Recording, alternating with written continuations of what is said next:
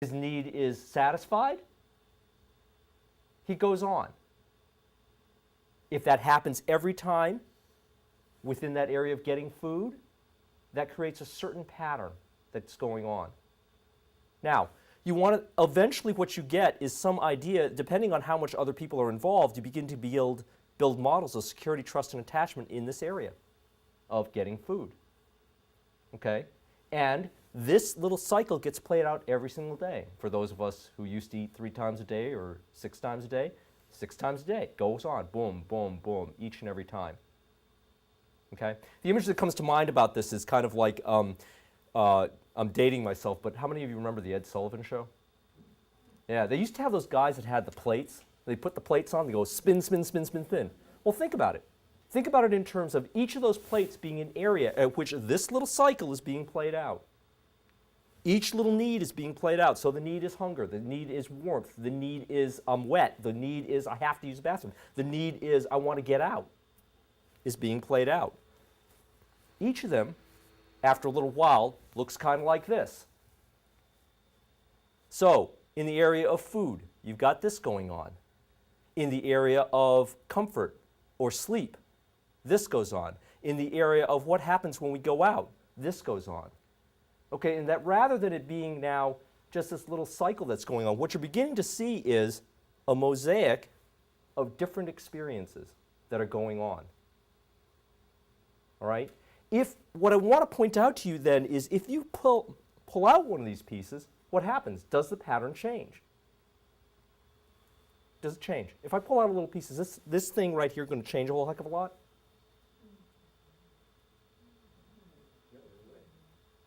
Not really. One little piece, not going to change. Okay?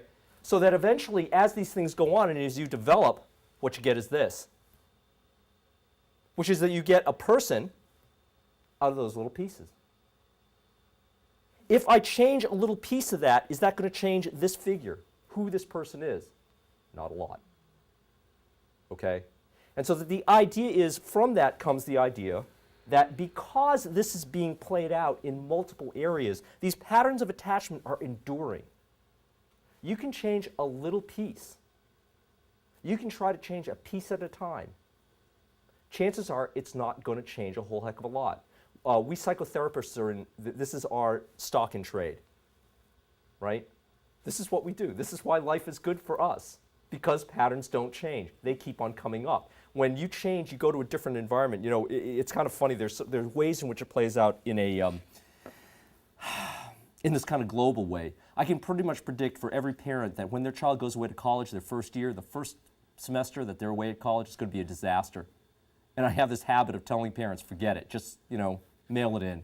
You just have to prepare your talk at Christmas time, which is the talk that every parent does. We're not paying for you to go off to school, you know, and it's just canned talk. Do it convincingly. You've got lots of time to prepare for it. Okay? Everybody does that. But that's played out at a global level.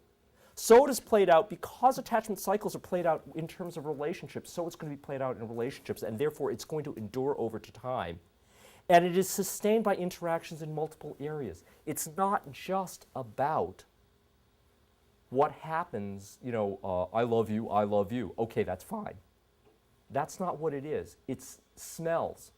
It's the way, the colors of furniture you use. All these things play out to sustain this particular attachment. And therefore, because it is multiple areas, it causes relative resistance to change.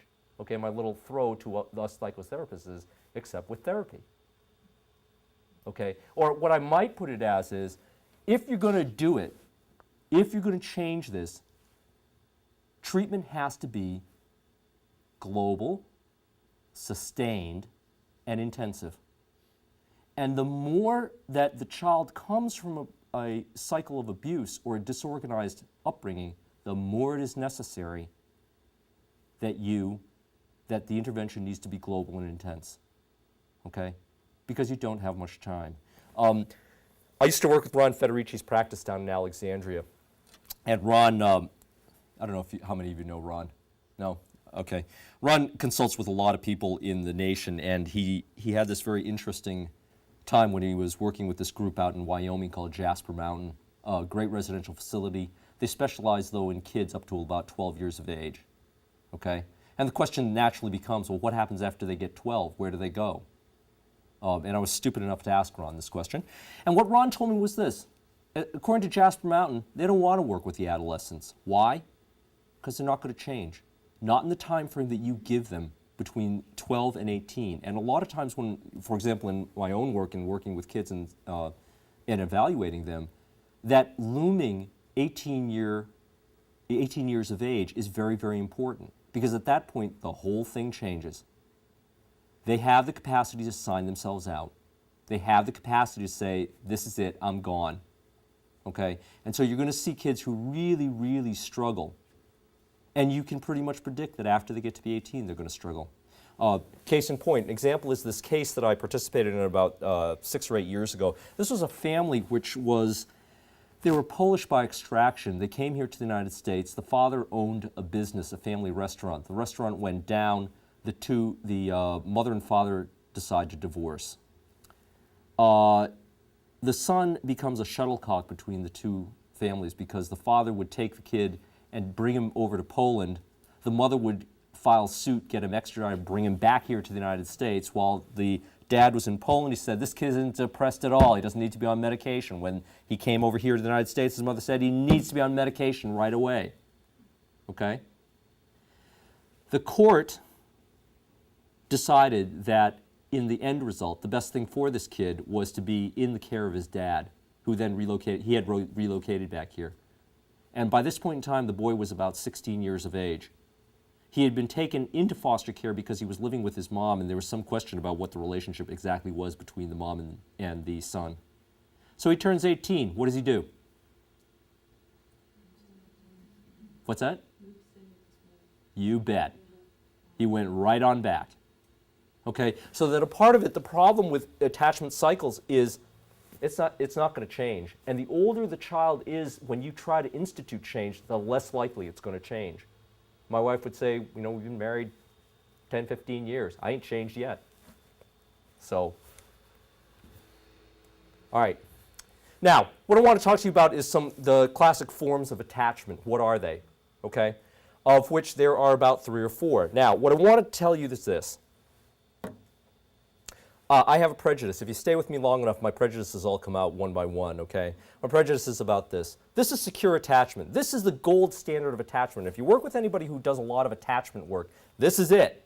This is what you're supposed to do, okay? What you're supposed to have, the symptoms and the patterns of secure attachment is it implies a close, preferential, and flexible match between infant and parent. What does that mean? Mom, it's you. I love you. I'm going to go play now, but I'll be right back. Thank you very much. Second thing is, children with secure attachment, the way that you identify them is they cry when they're separated from their caregiver. They greet the caregiver with pleasure and excitement when reunited. They physically conform to the mother when they're reunited and move from sadness to happiness and contentment. Okay? It results in a confident child, can flexibly and consistently explore and interact with the environment. Now, how many of you have kids? How many of your kids are like this? 1. You have kids like this? Are they all the same? Okay. This is my problem with the idea of secure attachment, and I'll go to the other forms of attachment in just a minute. This particular form of attachment has, for a lot of people, become the thing that you're supposed to strive for. This is it. If your kid isn't doing it, it's pathological. Okay? That people who, for example, a lot of people who do reactive attachment disorder work and so on, their goal is to make a kid like this. Okay? But for those of you who have kids, you know not all kids do this. If they can do this 2 days in a row sometimes, that's pretty good. You know? And one of my prejudices about this is that I would question then if this is appropriate. Because when the idea of attachment was first formulated, this was only one of multiple forms of attachment which were considered part of normal process. Okay? That this is not the only way that one is attached. Appropriately, normally attached. All right? So what are the others? Oh, more marketing on secure attachment.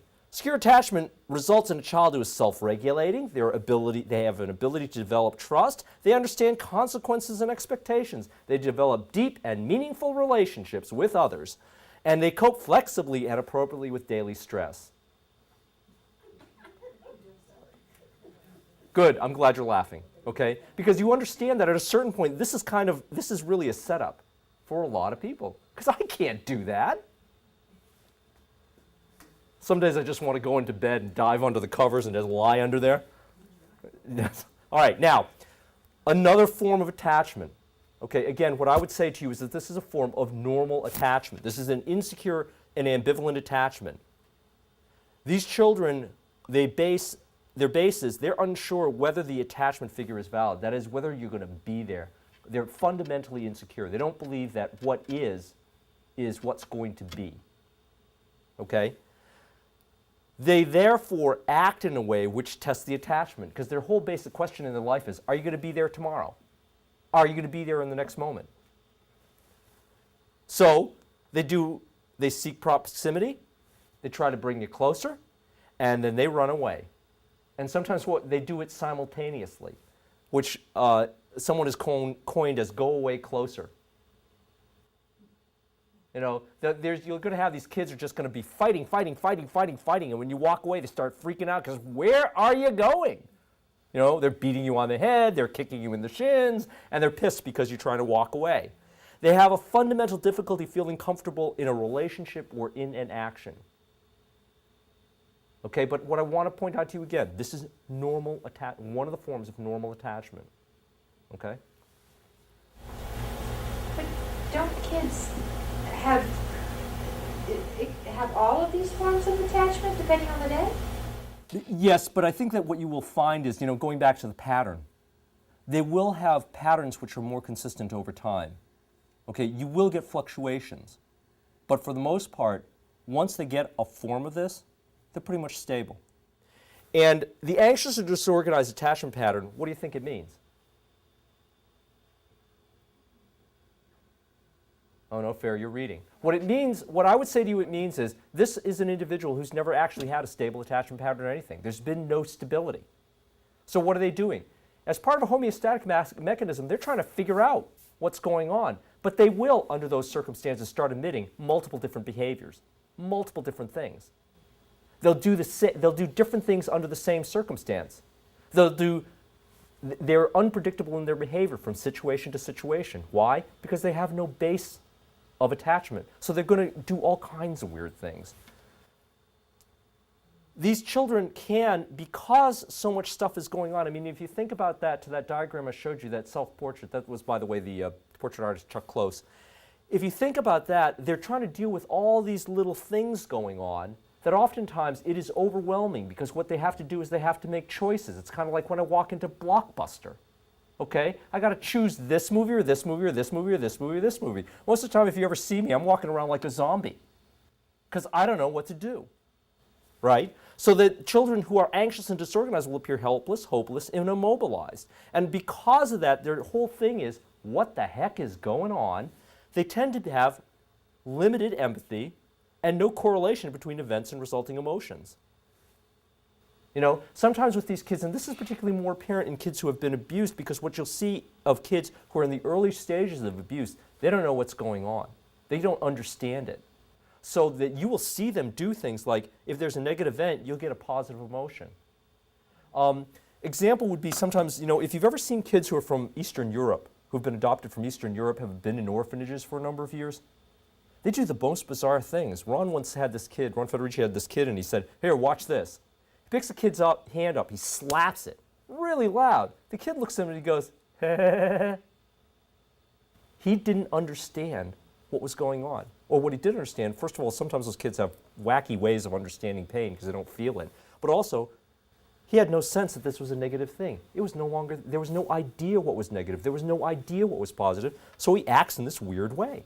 Okay, what does attachment require? Attachment requires then some level of stability in the child, okay? And this gets to the idea of risk factors versus resilience, okay? If the idea of attachment is that it is developed through a fit between the parent and the child, the child has to be able to recognize and appropriately respond to what the parent gives.